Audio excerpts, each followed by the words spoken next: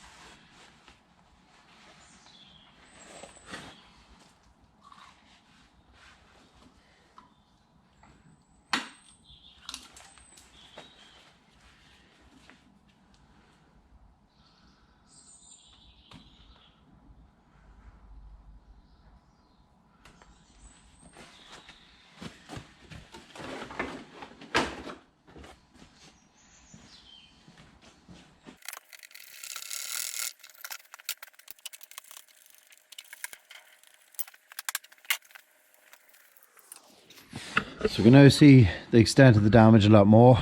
So it's completely destroyed, it's completely crushed, it's broke right round the entire way. So probably going to have to replace, I'm going to have to make a little bit of a slight Y piece here out of tube and bring it back probably a good bit, probably into this here, probably try and feed it through this tube here and weld it all into this tube here, and come up here as far as I can as well. Cut that whole entire section out, and when I do one I might do the other side as well. I can see a hole on the other side from here. There's a small hole, but somebody's put a plate across it just to strengthen it, but I'd rather do an actual proper job on it so that it's fixed for good, because I don't really want revisiting it. This little quad does a lot of walk around here, and just like to keep keep it going for as long as possible. So pull another few wee bits and pieces off. This bracket's going to be fun. This is going to have to be placed back exactly to make sure that it actually it's for the fender. I know it was actually broke off, but I'm going to repair the fender and make sure it's working again, because the plastics on these don't last if they're not supported and if they're not looked after. So can also see the extent of the damage to that there, and how much that is moving. Whenever I move it around, you can see how much it actually moves. It's very bad, and the gap just keeps opening and closing, so it's completely broken. So I'm going to jack it up. I'm going to take off this bracket, this lower bracket, so that it allows me in. I'll jack it up as high as I can. I might even take wheels off out of my way so I can be a wee bit more clear to get in, and we'll go from there.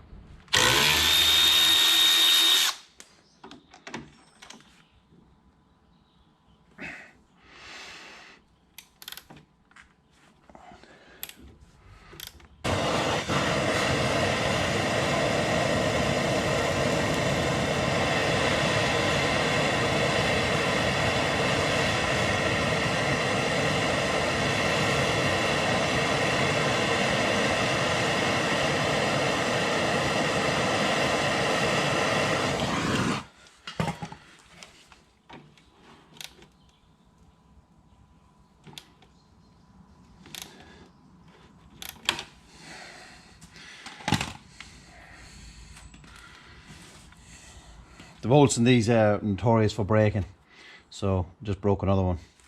So I'm not going to worry too much about it. We'll get it out and get the bracket back on. But yeah, they're just known for, you have just so much dirt gets in around them and they just seize up. I just attempted a little bit of heat there, but I wasn't very hopeful.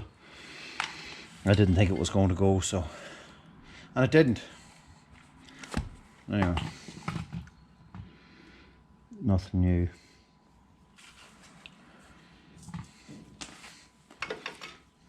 I need to get a new one of these. Probably a few of them. They're actually all bent. So whenever I get everything back together and get it all back on, I have to get new brackets because they're just ruined.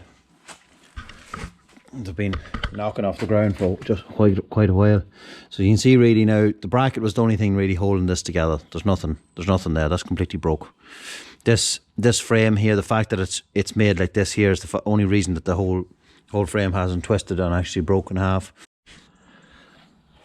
So while I wait to get some tubing to fix the chassis on the quad, so I have an oil leak here, and you can visually see that the oil is coming out of this area here, because if it was coming out of here, it probably would be drier up here. You can actually see it's wet here. Generally the easiest way to find an oil leak is once you clean everything down, you're going to see your area where it's leaking first. And always on the upper side, if you have an oil leak up very high, you're going to know that everything is going to be covered with oil the whole way down. Otherwise it's going to be dry probably below that. So I think the oil leak is from this little cap here. It's for setting the valve clearance. So I'm going to try and take it off.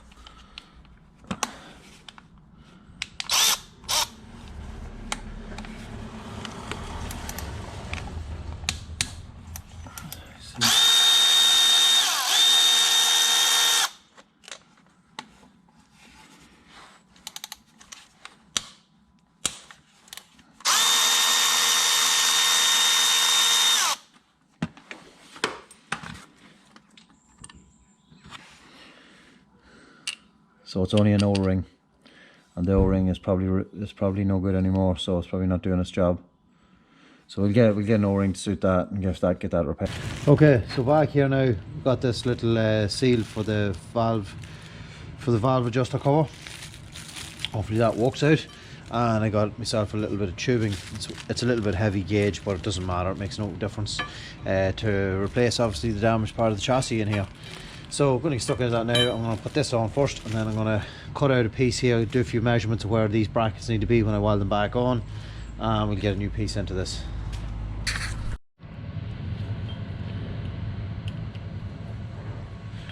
So that's a large sign as to the O-ring that's really bad. It's gone all stiff and hard.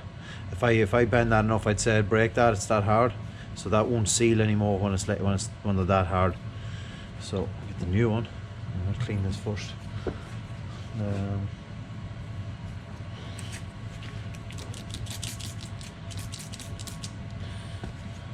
bit of degreaser. Paper. Just give it a wee rub.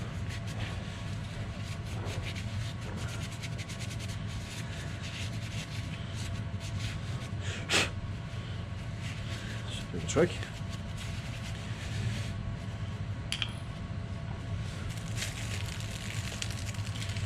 Hopefully it's the right one. You can see the difference, because like you can actually visibly see how hard that is and how nice and rubbery that still is.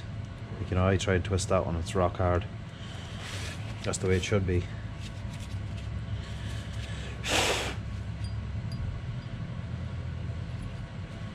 See some more dirt here.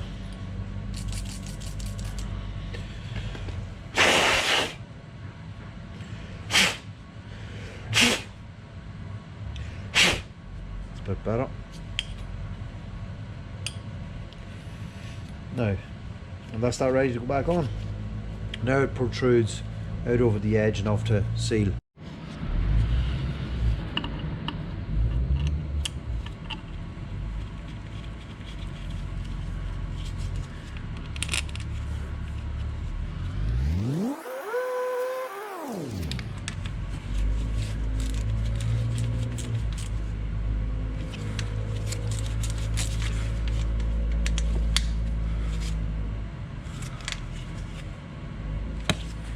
Just a nice small nip on them, it's grand. I'm going to clean this a little bit. It needs power wash, but we'll just give it a bit of degreaser for now, just to get the rough dial off it, because it's burning on it whenever it's hot. I'd just be afraid if it got hot enough that it actually cause a fire. So that was the main reason to get that changed. And obviously it leaks out nice, but sometimes they're very important to get them changed and keep them right. The exhaust is right here, so the heat is very high around here, so it's good to get these things right. There's oil everywhere around here because of it, so you can visibly see it coming out underneath us. So it's looking pretty good. It'll manage to dry itself out now. We'll give it a power wash maybe later or something. But so the next stage here is going to be to take out the section that I don't want. So I'm thinking about going back probably nearly this far. So I'm going to mark it like so. So this edge here, there's like plates that tie all these areas together. So I'll just cut up along this weld, and I'll probably use my little pneumatic grinder for that, because it'll get into the hard to reach spots. And then when I go to actually cut the tubing, I might use the actual saber saw, and I'll probably go in, try and get it maybe in here in front of this. I'm going to see now in a minute and see what the best option is. I might actually not interfere with this at all. I might try cut in just enough in here, get it in underneath this to weld this down to it without interfering with this too much. But I'm going to start on the far side, because the far side has been repaired before, and the way it's been repaired, there's just a more or less half tube welded to it, so it's actually open underneath. There's a hole underneath. It's still rotten in places, so I'm going to try and cut that out, because the reason I want to take that off is the tube is too wide here, because it's doubled up, and when we go to put the bracket on, the little scraper that we use on this quad, the bracket doesn't bolt to it properly. So I'm going to try and cut that right back here. That's why I have a notion of cutting the other side back that far. See, I might need to. I might be able to get the weld cut off this and keep up a little bit, to not interfere too much with the, because there's a little plate that supports these areas here. I'd like to keep it and leave it alone. So I'm going to try and cut them out now. So the first thing I'm going to need to do is take measurements of where these brackets is. So there's a bracket here, and this is original. The other side's not. Bracket has been moved and re-welded. So this here is an original setup of exactly the distance back from, let's say, here, or this center point back to where it's like a rod that holds the fairing. So I'm going to try and measure as best center as I can here. It's not going to matter a few mil here or there, but we want to try and keep it as good as possible. So center there is about 120 mil, or 4 3/4 inches. So I'm going to write 120 millimeters back from this point. So I've noted that.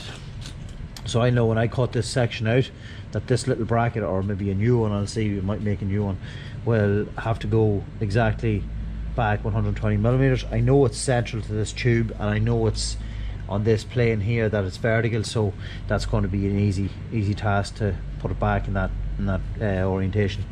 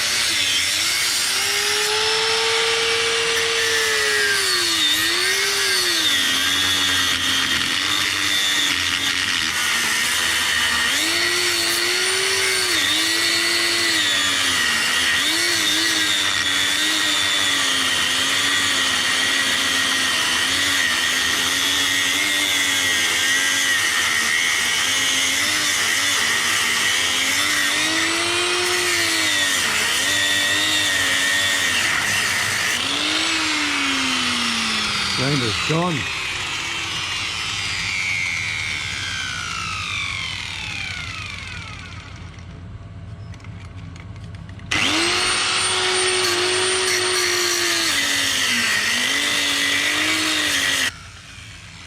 I think the brushes are gone.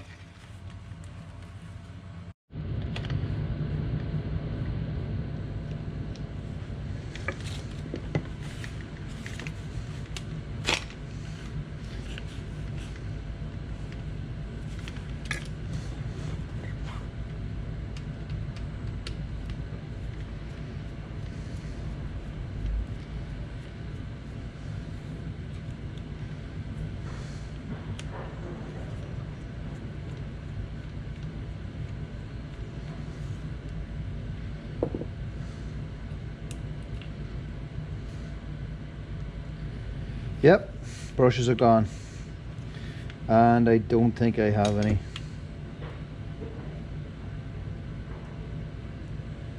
Good if I did, but I don't think I have. It's probably one whole unit. I think that's the brush unit there.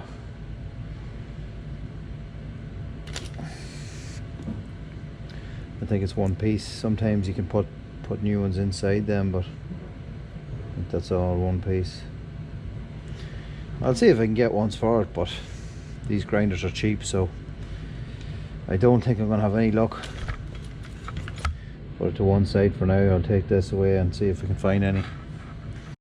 And I'll briefly explain. So these brushes sit in against the motor here, and they provide the electrical connection between it and the motor stator. So if these born out, which in this case they're pretty much gone, they should have plenty of spring tension and plenty of carbon behind them. And I know by the sound of the grinder it was like kind of, it was dying because it couldn't get a proper electrical connection.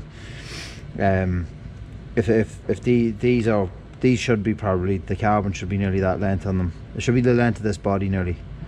So there should be plenty more in there, but there's none.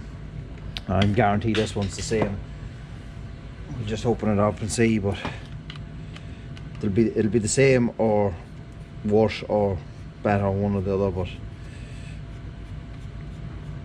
they're just a common fault with a motor.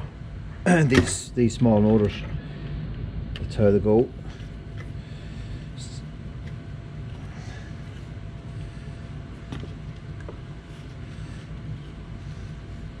That one's completely gone. Like, it's actually stuck. It's actually, that was what the smell was, burning. That one was actually burning. It's stuck there, so it was. So it's actually jammed in the edge of that. So that was why that, I could actually smell something. So that's why, and there's actually a piece broken off it now too. So the connection will be really, really poor with that one. But yeah. So that's the story of the brushes. I might actually even put this back in and try and see if it will run, because that one was stuck. Might actually get a bit of power. Might actually run for a little while more.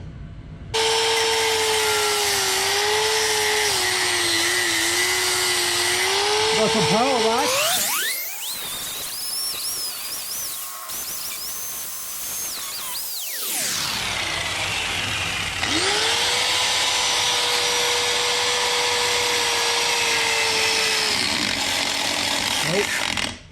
Done. That wasn't going to last very long.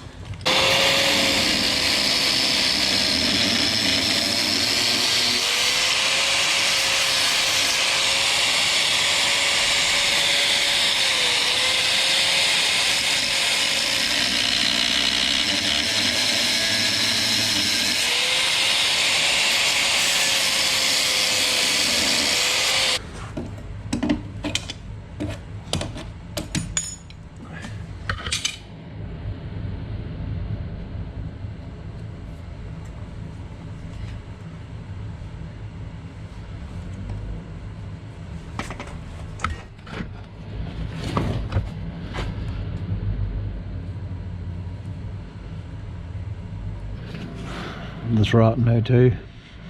I only wanted to go this far. It looks like I'm gonna have to keep going on up. I'm gonna have to try cut underneath, and then get a chamfer the tube in to weld it along here into this section. But try cut like that there, up through, and then I'm gonna try cut this as low as possible.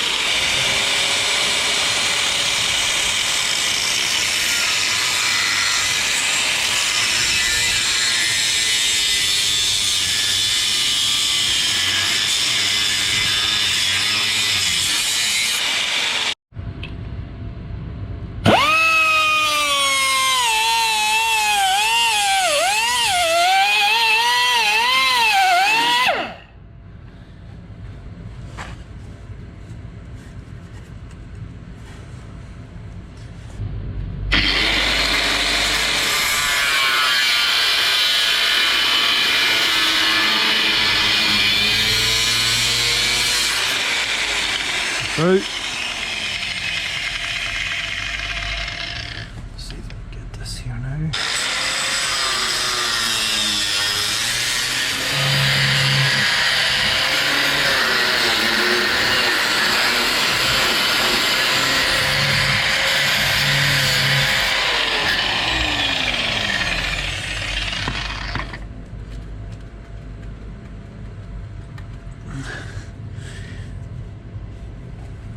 There.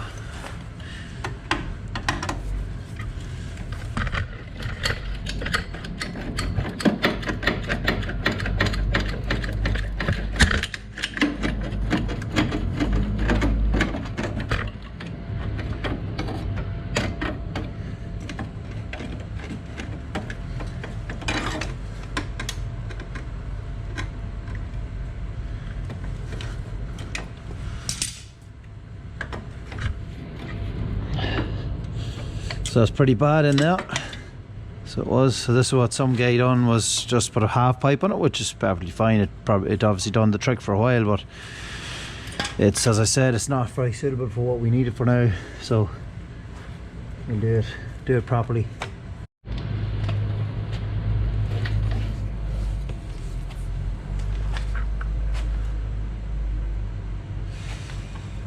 So these wee sections here, that's the piece that's actually supporting the pipe. So the new pipe will probably sit in here somewhere like this, and weld up alongside it. I'm going to try to get a piece of the pipe that's actually still in there out of there. So cut off this little bit of rough. Plug it in.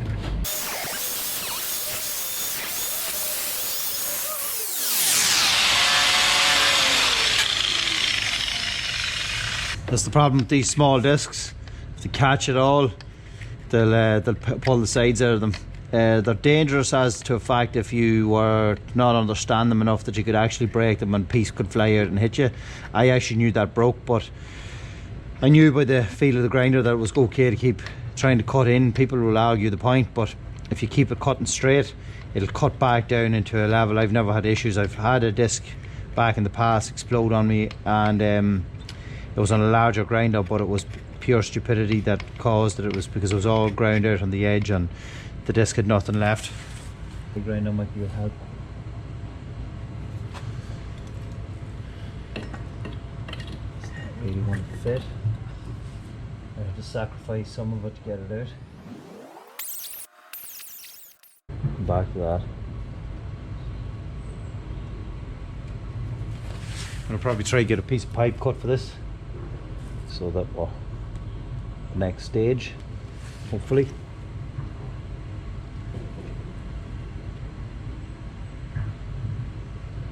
I'd end up cutting into this mold just to try and get, don't know if it's going to work. Measure it first, cut a pipe for it, and we'll see where we are.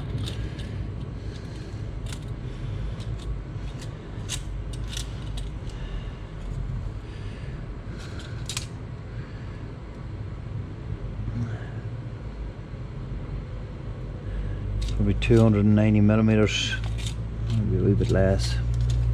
Just not sure with this up here yet whether that's going to be suitable to weld to, or nah, probably will be okay. So at the longest point, to try and get a piece 280. Hold on, 285. Go 285 millimeters, or roughly 11¼ inches, 11 3/16. Let's try and measure the length of this cut, which is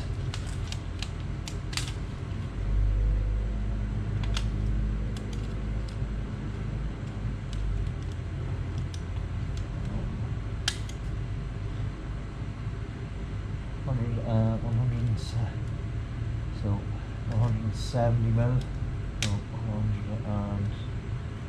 165 mil. So it's 65 mil because I used from 100 to 165, so 65 millimeter cut. So I'm going to cut back from the edge that distance.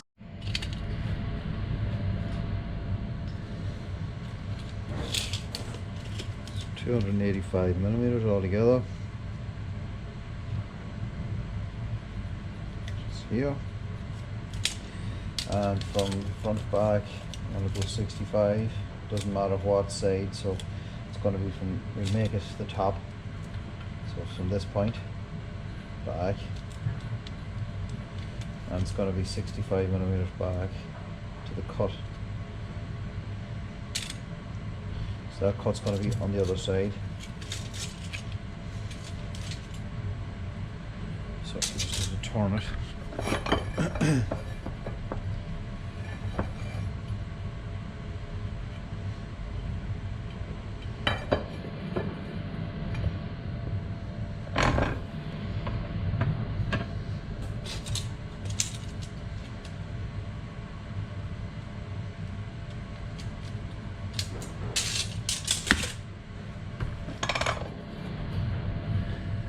So I'm going to be cutting at this angle here. where the tip of that point is there, and we're trying to sustain a line right across on both sides. I'm only going to draw it by hand because the grinding disc will guide me when I go to cut it. I'll know roughly where I am. It's just to know the distance back. It's the most important thing.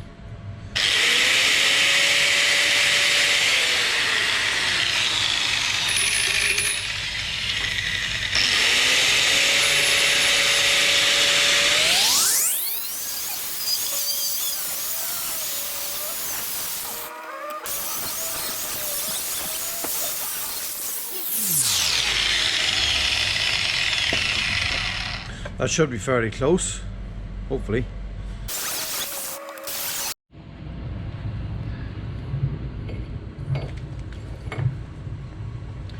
I'd say that's going to work out pretty good. Just looks like maybe I'm gonna have to cut this that I didn't want to have to, but I can't seem to be able to get the metal out of the inside of this, and I just can't get in with anything to cut in there that small. So I'm going to make a small attempt with the die grinder, but I don't think it's going to be that successful. It'll take too much work.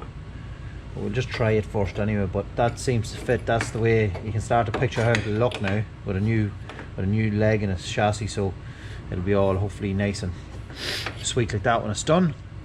So I'm going to try and die grind this and see what happens.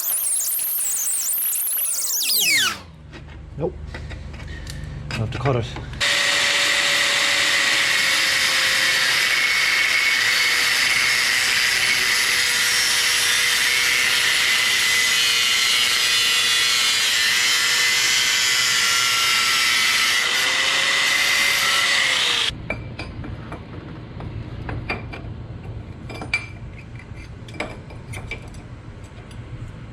Almost.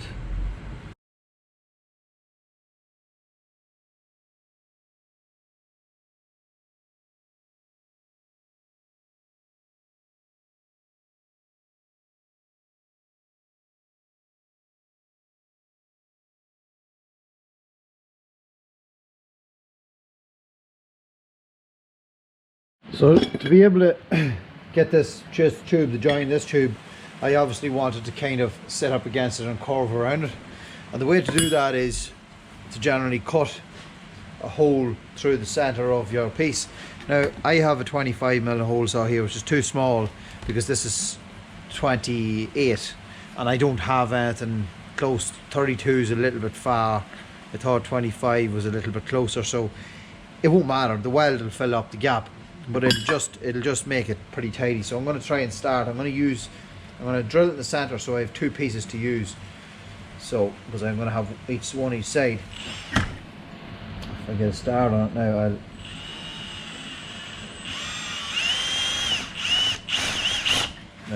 I'm going to do first before I damage this.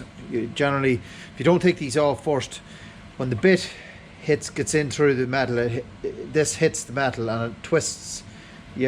Takes your bit away from it pushes it to one side. So a good move is always to take them off first before you go through. Take the actual hole saw off the arbor first of all. So when I drill that pilot hole, it'll be ready to go then. So for it standing up then.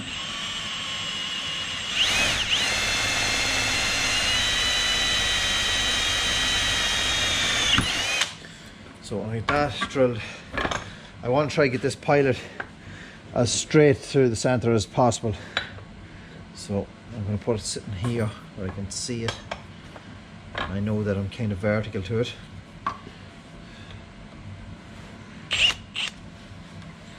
Try to go through.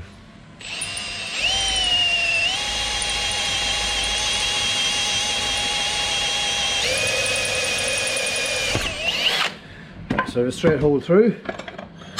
So now I'm going to put my hole saw back on and I'm going to try cut a hole right through, and I'm going to try keep it as straight as I possibly can, obviously.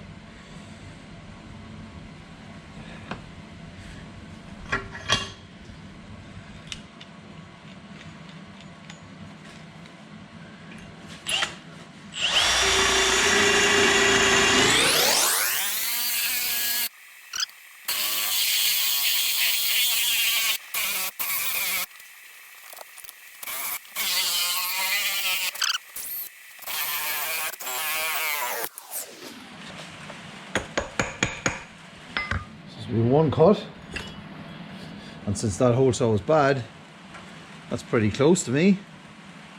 And tidied up a little bit with the grind now, but it's a good start to just kind of have a nice meeting point with the two pieces. So that's the second one.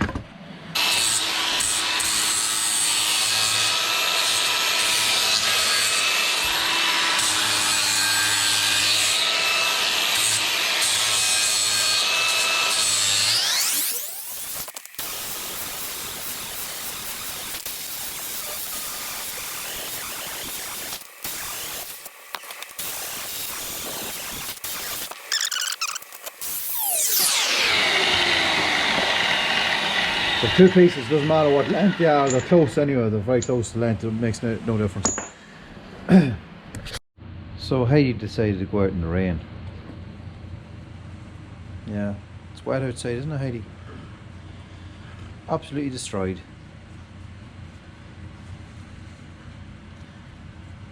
Girl. Come on, out, girl. So this side, what I'm going to do is I'm going to do the same as the far side. So I'm gonna cut a piece out that's exactly the same as the other side, keep the two of them uniform and do exactly the same on both sides. So I'm going to cut all this edging off, cut it right back to where I cut the far side. I ended up making a new piece for the far side because I wasn't happy with the way it was fitting, and I found more rot up here. So I'm going to do the same on this side, cut it up as far as I can.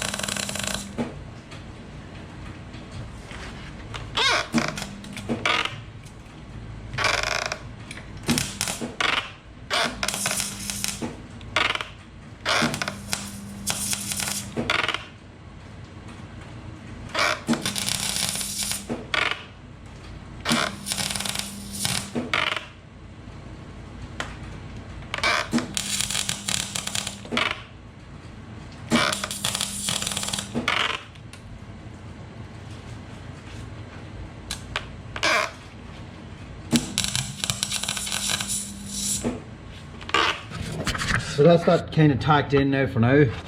So it's not going anywhere now. So I'm going to go the other side, cut the rest of it out and get it tacked in, and then we'll weld it all up.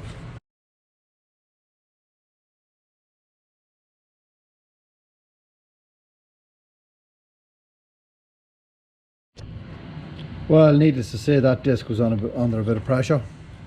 It's the end of that one. Just literally just broke out of the center, just stopped.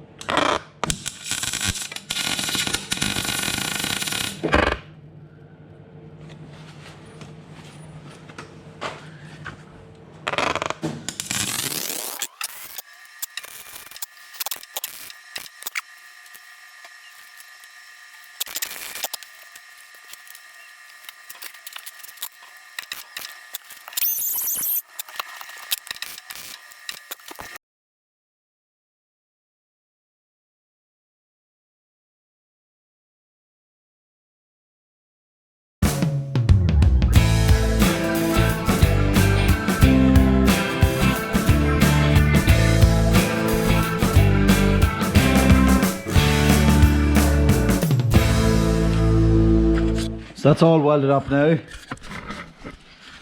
and it's a little bit rough here and there, difficult to get into some spots, but I'm going to tidy it up with the grinder.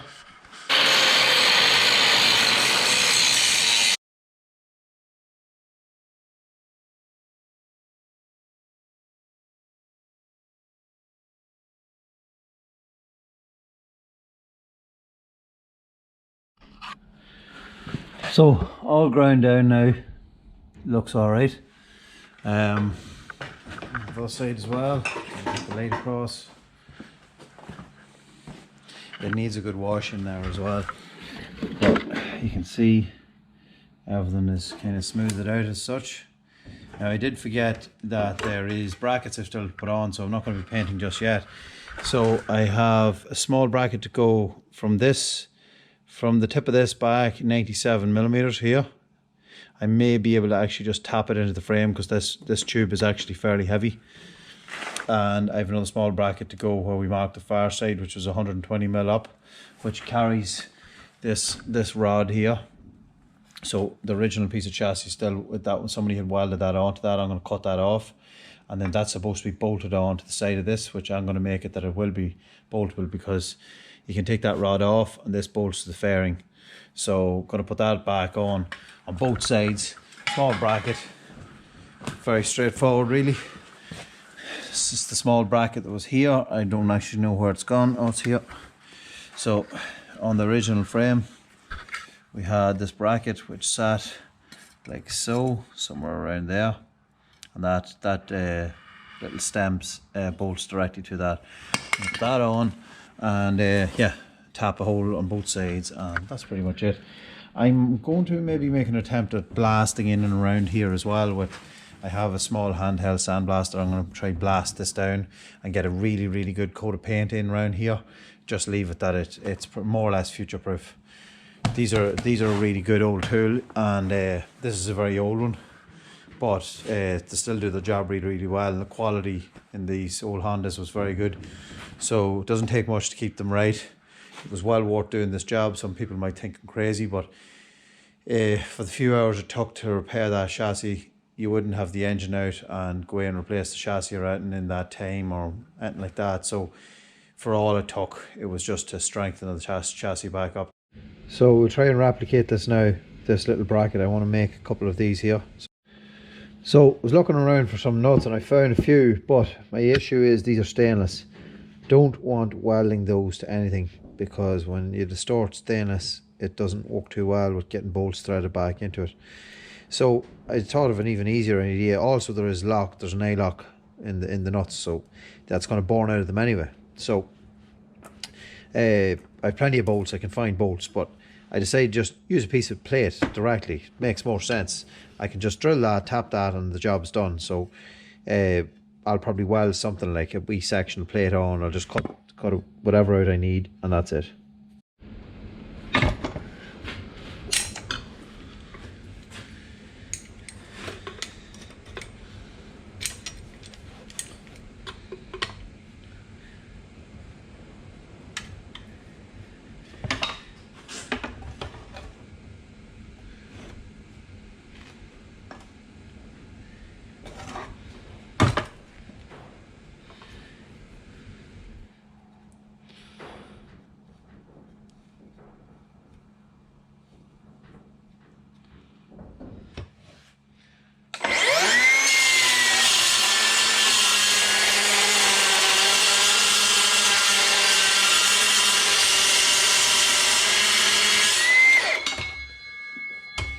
So that gave me a nice straight edge to start off.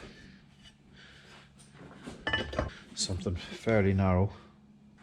I'm going to want it to go on back a little bit further to pick up on the chassis. So I would probably guess at, I'm going to want the plate to go in here. So there's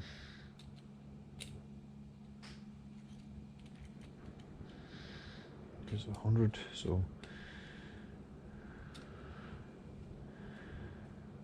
maybe 40.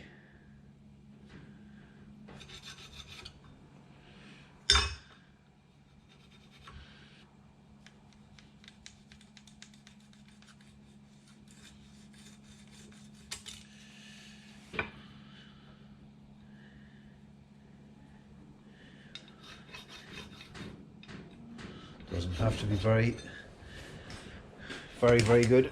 Once it's close, it'll do.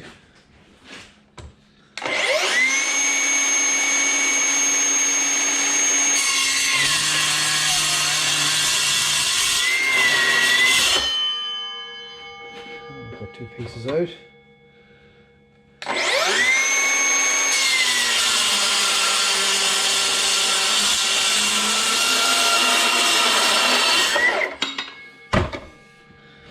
Two pieces ready to go. So that's where it previously existed. As far as I can remember, it actually was on this side of it, I think. Yeah. And then for this one here is 97 millimeters, where I'm going to have to drill a hole here. So that's 97 millimeters back from that point there, which was somewhere in and around there, which will be close enough. So we'll do the same on both sides. I'm going to weld this on probably like so. I might put something just to support it here and behind it. Might even use a wee piece of this. I have to keep this kind of in line with the way the quad drives. Just that's the way the fairings are square on the quad. Yeah, that'll work perfect. So I'll get a little piece of that and put it in behind it, because the 2 holes can go here on this side.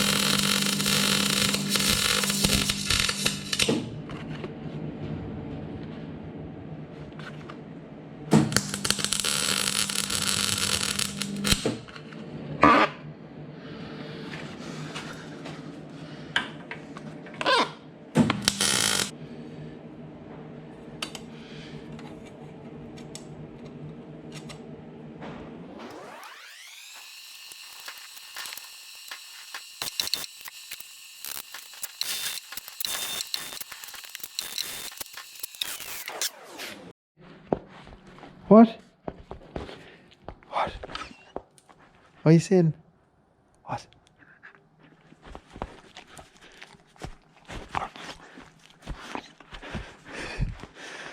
I'm scared. Okay.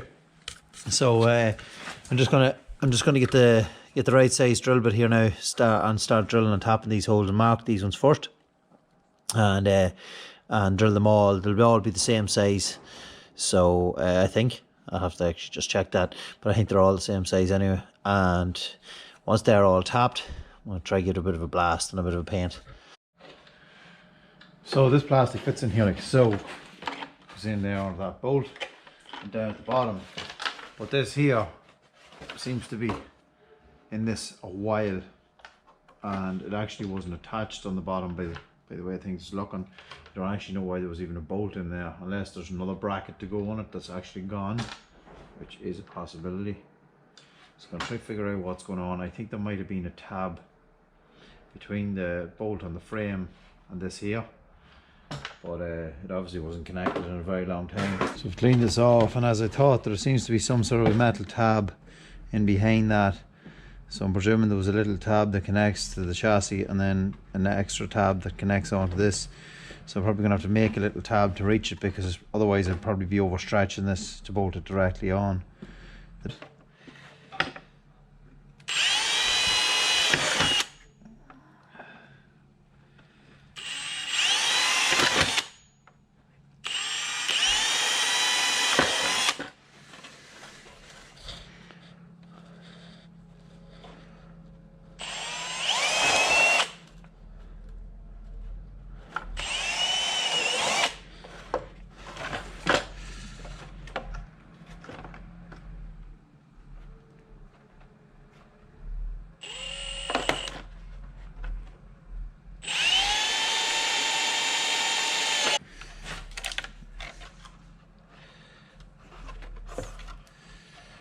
Keep it right. Might actually go that on the inside. No. Maybe.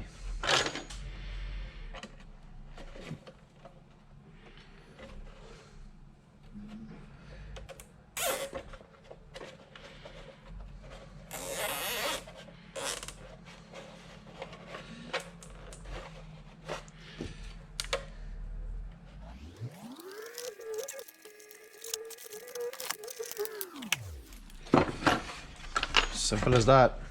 A little bit of a stitch.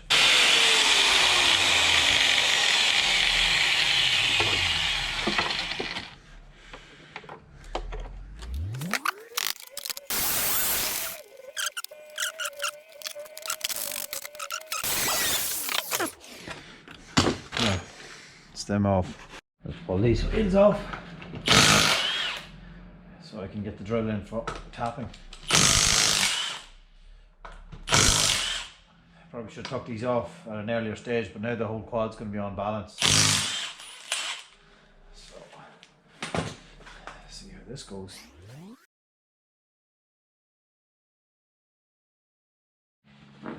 So I've noticed from the other side being a little bit more OEM, I don't think there was as much welding done on the other side.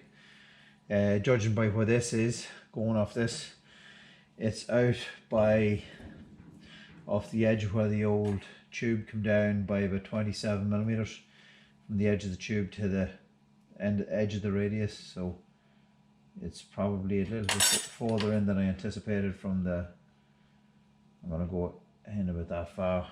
So it was originally measuring around 97 mil, but I'm probably going to go in around 90 mil from the edge of that bolt there out. Yeah, as I say, it's not going to matter if it's a few mil here or there, but just nice to get it pretty close. I'll give that a drill.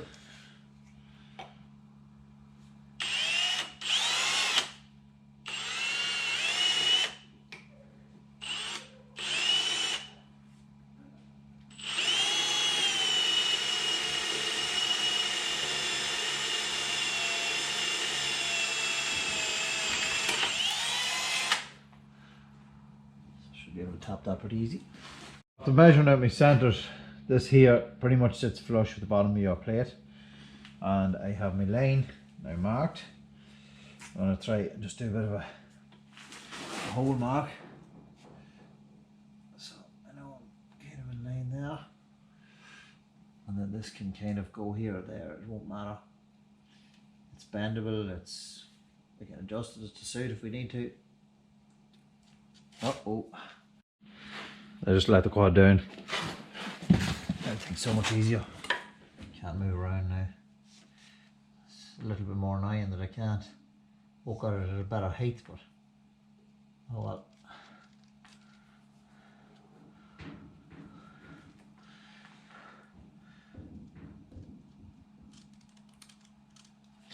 Okay, So there's my 2 marks. I'll mark them more or less on the lane rather than where they are, but they're close enough.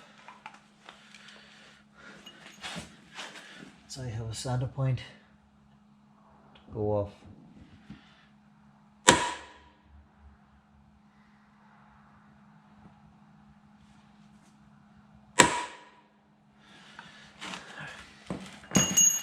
Drill those tight.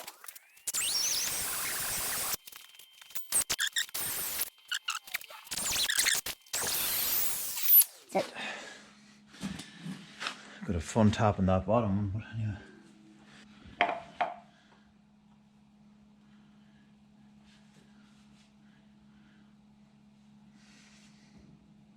This is M6 by 1 mil. There is a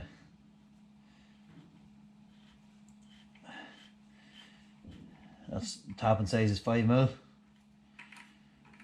Tapping drill size. So that's that one. That one's fairly straightforward and easy.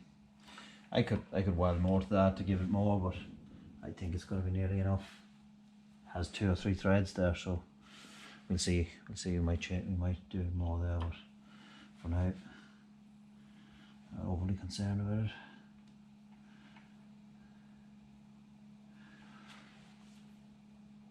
Now this handle's going to give up on me. So this tapping handle's kind of had its day. So some people like using the drill on these, never like using a drill on them. Fine if you have plenty of them and you're going in and out through something very thin, but generally it can usually turn into a bad success. You end up breaking one in something. Just the drill is it's too rough and strong. Just your hand, you can kind of always feel. These are very high quality tap. I have them a long time. Not saying that I won't break one right here and now, but there was only ever one broken the set, and there was a lot of work done with them. You take your time with them, they'll do everything you need to do.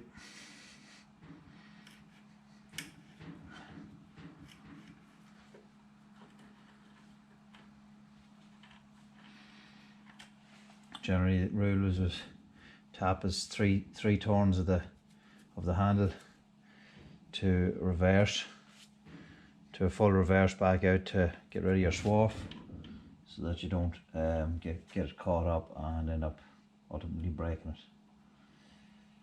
Because if it locks, you're usually in trouble. Might be lucky, but there's a fine cut straight through. This is a starter and finisher set, so it only has 2 of each, so that's a starting tap. As you can see for those who wouldn't know, there's your smooth edge here to help gauge you in at the first cut, and then this is your finishing edge here. So I'll run this afterwards. See the huge amount of build up here already, which would cause a lot of trouble to start, especially on the first cut of the hole.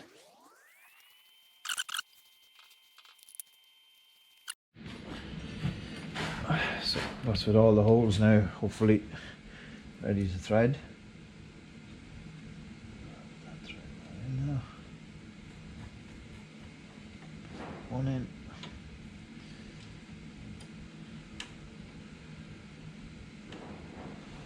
And 2 in. Well, yeah. So I'm going to kind of leave that loose, and I'll probably, whenever I'm going to clean that all down, blast that all down, I just kind of blast in around that as well. I want to leave them bolts in the holes to stop the sand and any paint I do getting into them, just creating more problems. Just screw that right in. So I have a fairly rough media in this. I got this little blaster online, and we just have to see how it goes. I don't know what it's even like yet. I'll just give it a try. We're going to get the stride here.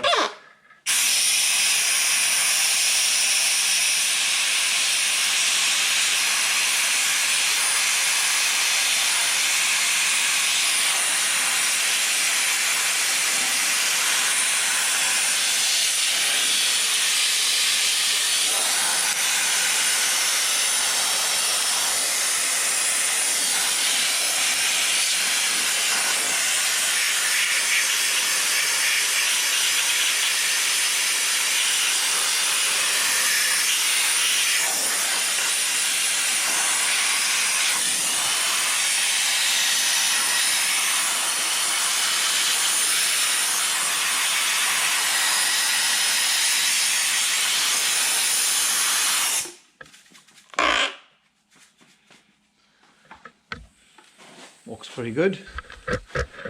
See, it's already cleaning back there.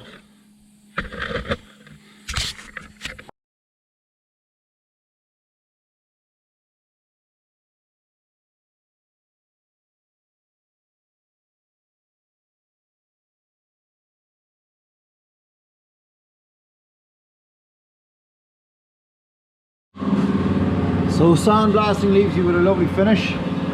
You're right back to raw steel with actually a fantastic grip for paint.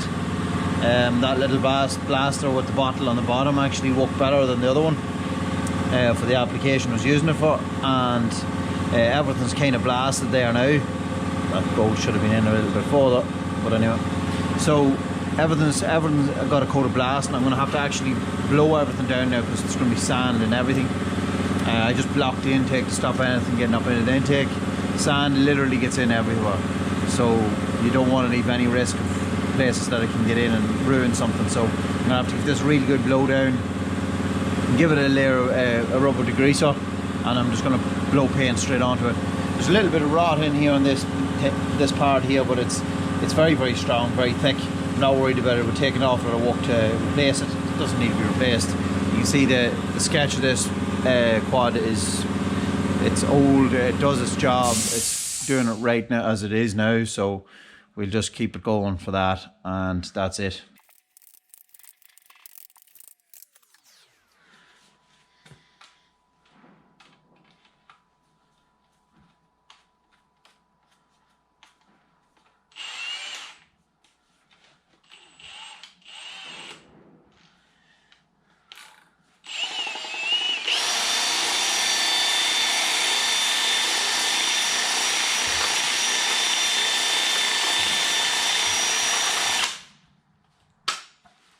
This paint's called Raincoat 30 Black. I have it a long time, only used it for a couple of jobs before. It's amazing. The lid was sealed on it, and the paint's still like day one. After giving it a good mix up there, so get some loaded into the gun and get it on.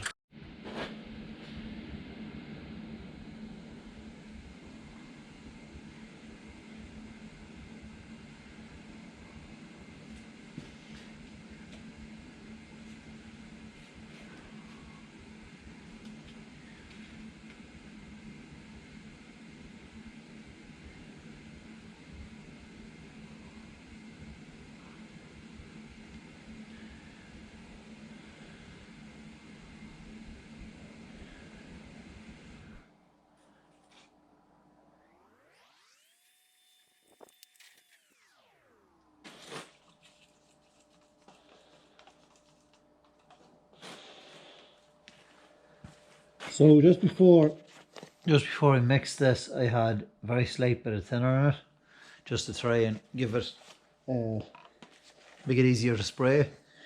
Let's just see if it's enough now. Right now, I'll just mix it up, get the thinner down into it, see will it lighten it up enough.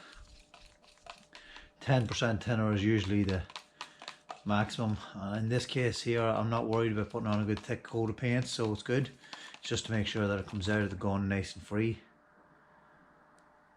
So the way I'd measure this is, there's from the screwdriver you can see a long string and the length of time it takes for it to start dripping. You can see on the drip how much it holds on. So the more it holds on, the thicker it is. So it's holding on a long time there. Like if I was painting a body panel, I'd make sure that there was, after I pull that out, it'd be dripping probably within 1 second. It start to drip within 1 second. That's dripping after what, maybe 3 seconds. That's a long drip, but it's probably perfect for what I'm about to do. I want to put it on good and thick, so I'm just going to get the wee bit of thinner down into it. I ran it through a paint filter, so hopefully I have no lumps in it, and should be good.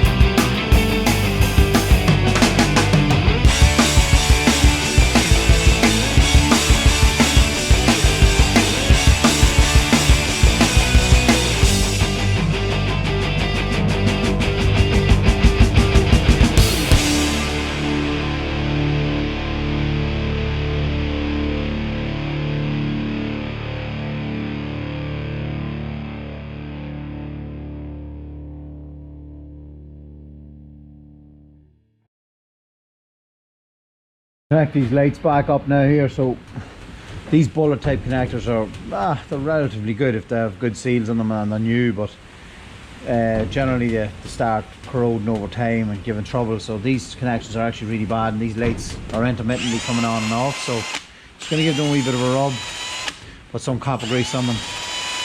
I want to change the lights on this to LED anyway, so probably going to do that in the not so distant future. But for now, I'm just going to try to get these connections good, and then someday I'll rewire them completely.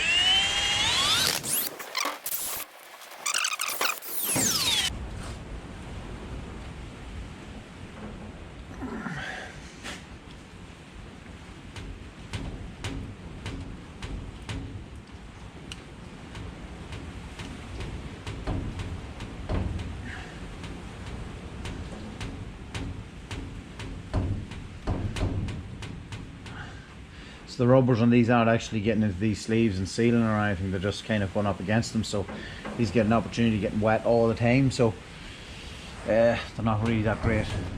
I'm gonna just put a cable tie on that to tie that out of the way, keep it up out of the way somewhere here so it doesn't get caught, and we just have to hope to see how long they work for.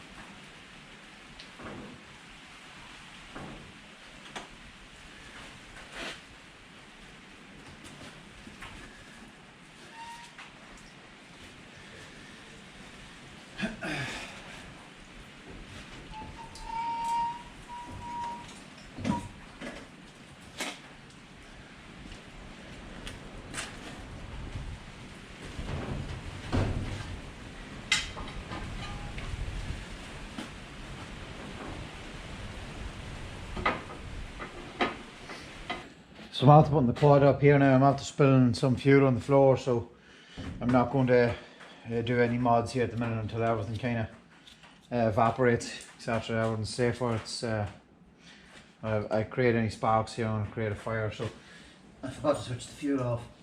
So this bracket mounts on the bottom here, on the bottom of the chassis here, and it there's a little yard scraper that mounts in here, and there's a pin goes in to hold it on.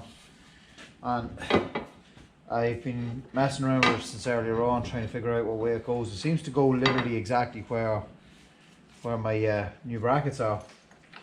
So it might mean I might need to drill a couple of new holes in it to mount it.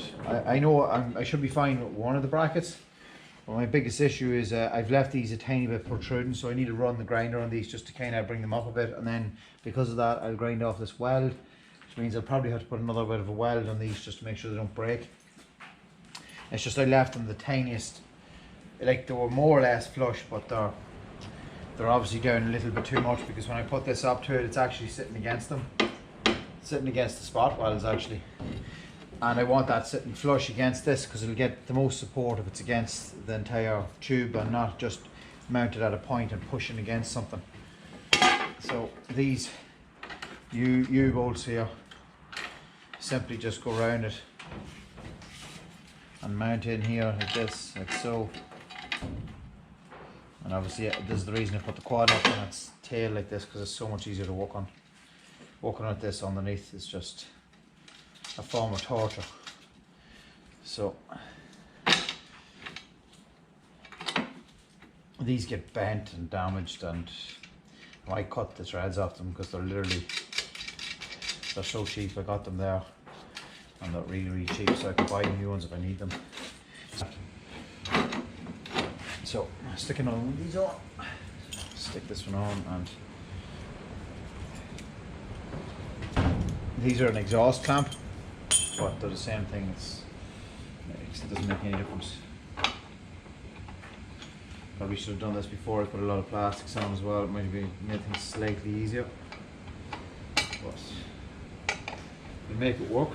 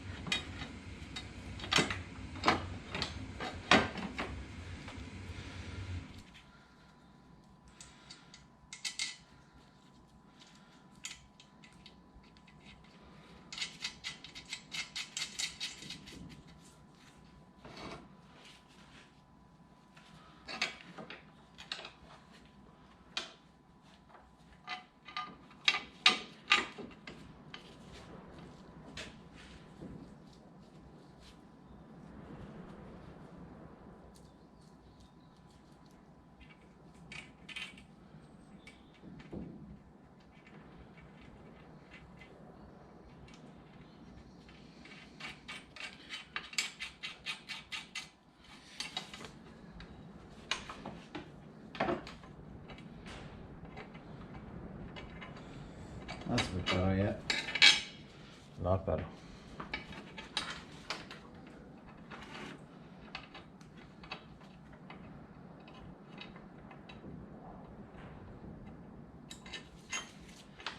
A lot better. Some washers now for them.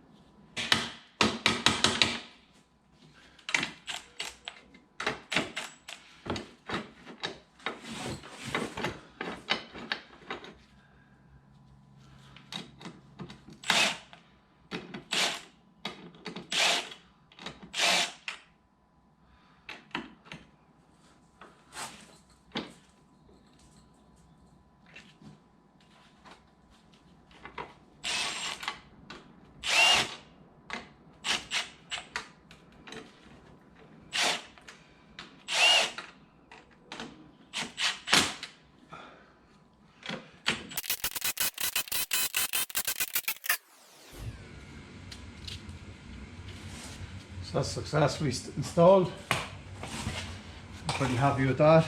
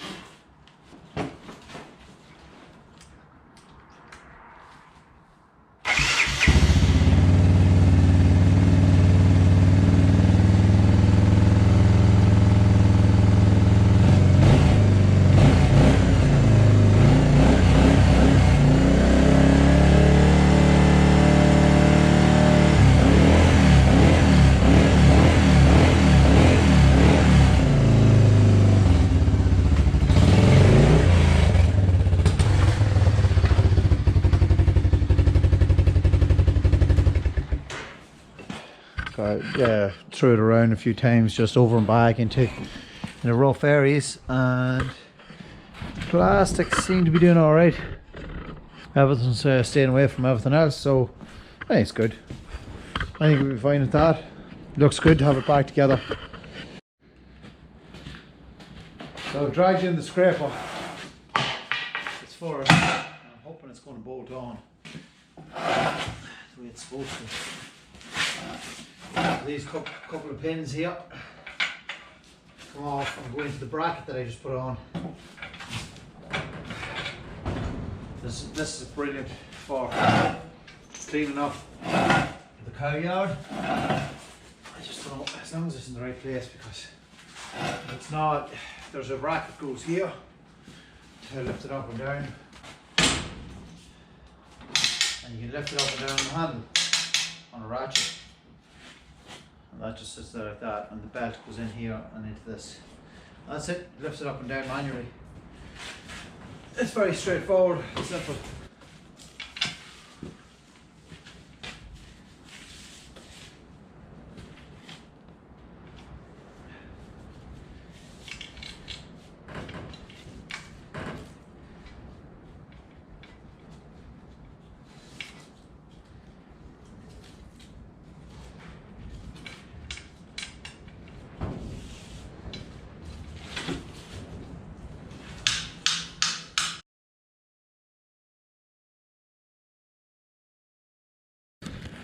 Unfortunately, I kind of got stuck in a situation here where I'm going to have to do more modifications here, or I should say repairs.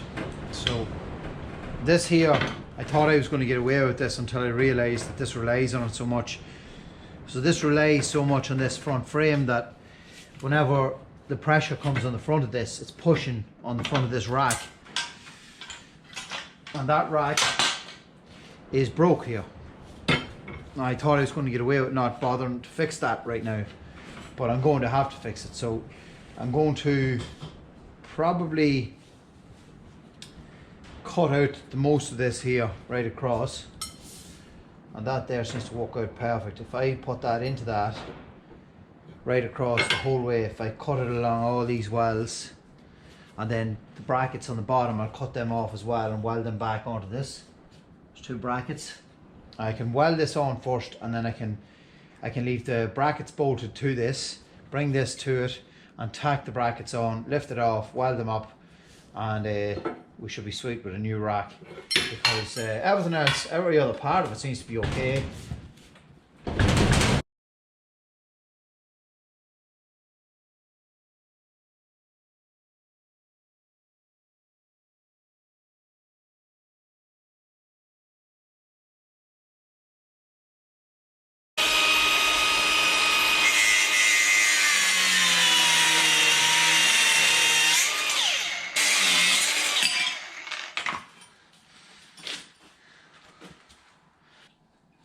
I kind of realised that I didn't actually have to cut them tabs off. I probably could have left them attached to these.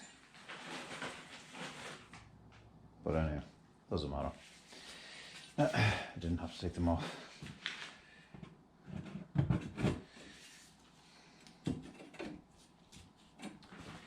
Cut a new piece of tube. That size up there is pretty badly twisted. Let's see if I can straighten this when it's at its weakest.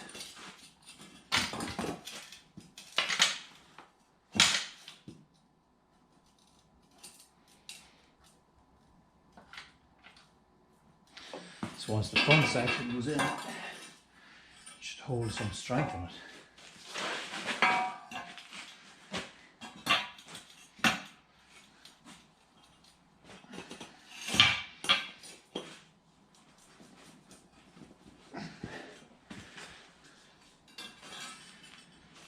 Pretty bad twisting that tube.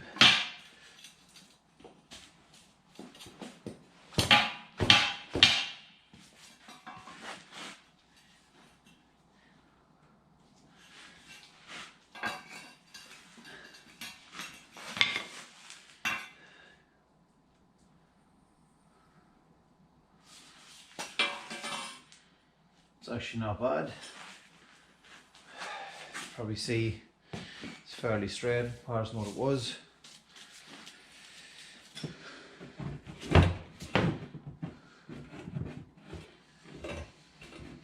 Yeah. So I'm just going to put the 2 bolts in the back here, use it as a hinge point, get the piece of tube to the right length here, tack it all together, take it off, weld it up, job's done.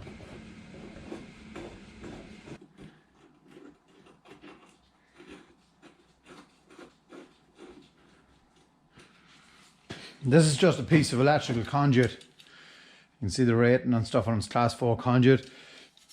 It's fairly heavy wall, and I've used parts of conduit for so many different jobs over the years, and it actually works out pretty well, especially for something like an application like this. It's near enough exactly the same tube size, and yeah, it's strong enough. The only thing you have to do if you're welding it, you have to clean off the galvanize first, or you'll have a flare up, and it just doesn't go well when you're welding. So, but other than that, it works out well. So this should be the way it was. It was 630 apart, 640 now. So I see a bend in this here. Yeah, so I'm going to cut this 630 because I want to make sure that it has it the way it was. So which means I don't have to cut 60mm off. That piece just was scrap and it worked out pretty well.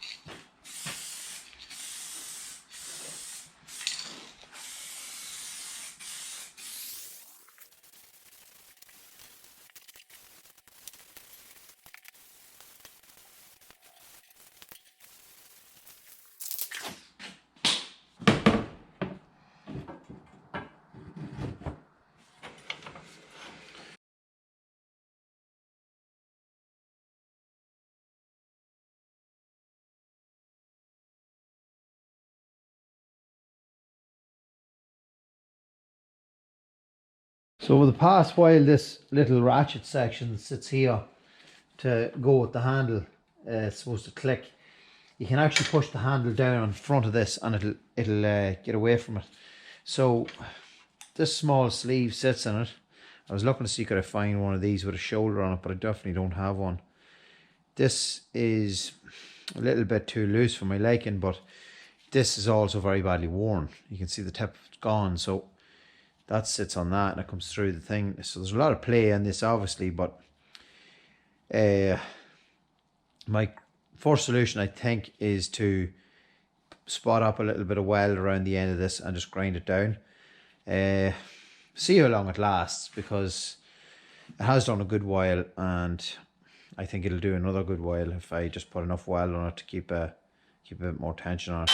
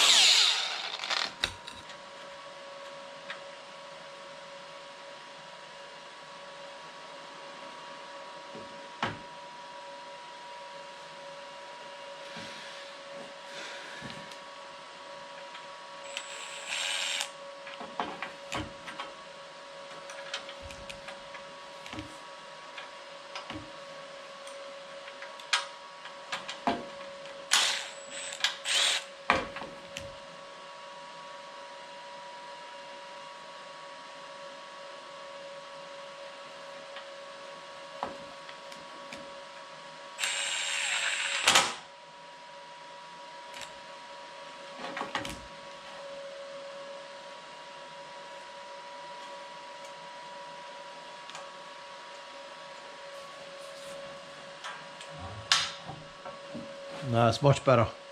Used to be able to push it down. Can't push it down anymore. No, that one. The lowest one's not holding it.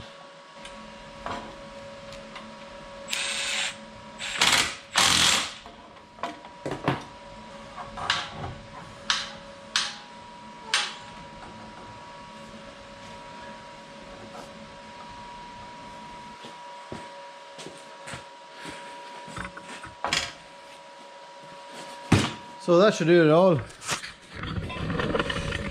Happy out now. That's what it all looks like. It all operates as it should.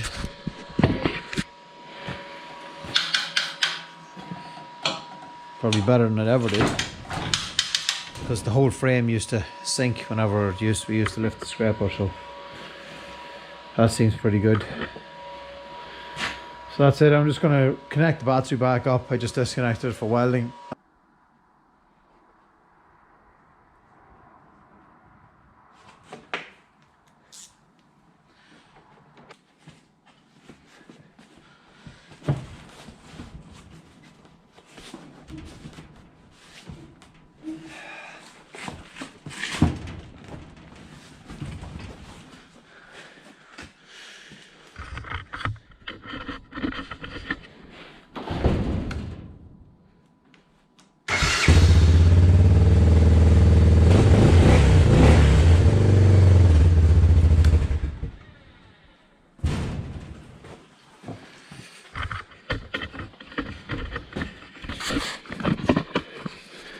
Okay, on to the next job.